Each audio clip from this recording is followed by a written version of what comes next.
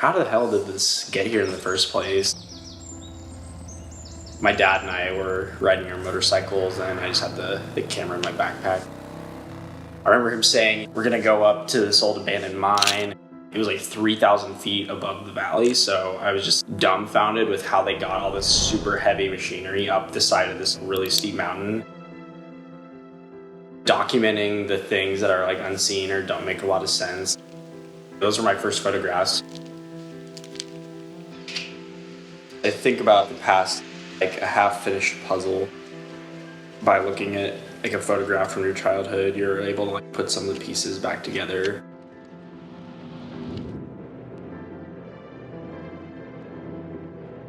Like everybody else, I grew up with a lot of photo albums, picture frames.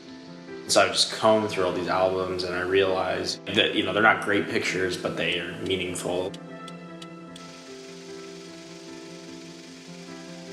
My name is Jack Hulbert. I'm 23 years old and I'm from Reno, Nevada originally, and I live in Portland, Oregon now.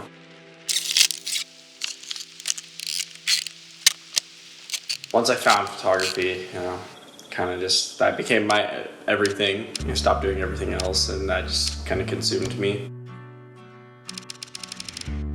After those periods, doing 2 or 3 weddings, doing a paid shoot, doing model test shoots or agency work, etc., I always felt myself, no matter how much money it offered, I just was not happy.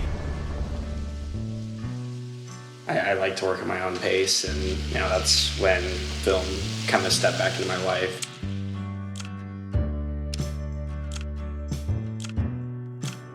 My infatuation with large format cameras started really early on. It's just a way to slow down and really think about what you're doing, and being able to see the photo under the hood and compose it and focus it and make sure it's like absolutely perfect in the perspective that you were imagining it in your brain before you fire the shutter. You get this depth of field that's just dreamlike. Yeah, I'm definitely more focused on portraiture than when I initially started. I think it's a little bit more challenging and requires a lot more building of confidence. Once I started doing more personal projects, I'd go out and ask strangers for their photograph. I was super naive and I was met with very not warm feelings, and so I was like, okay, there's something I'm not doing right. That's when I started working on ways to build a human connection. Sometimes it takes hours to do this. I would go on Google Maps and I'd do the street view and drive through all these towns. I'm exploring these places that people have been to and driven past to like get gas and grab a bite to eat on a road trip, but have not really peeled past the curtains and thought about, why does this place exist in the first place? Places, where there's a lot of smaller towns that aren't kept up as much, don't really have as much of a pulse. And that's how I've pretty much found all of my subjects for my portraits. I try to build parts of a person's, personality kind of as like an ode to them.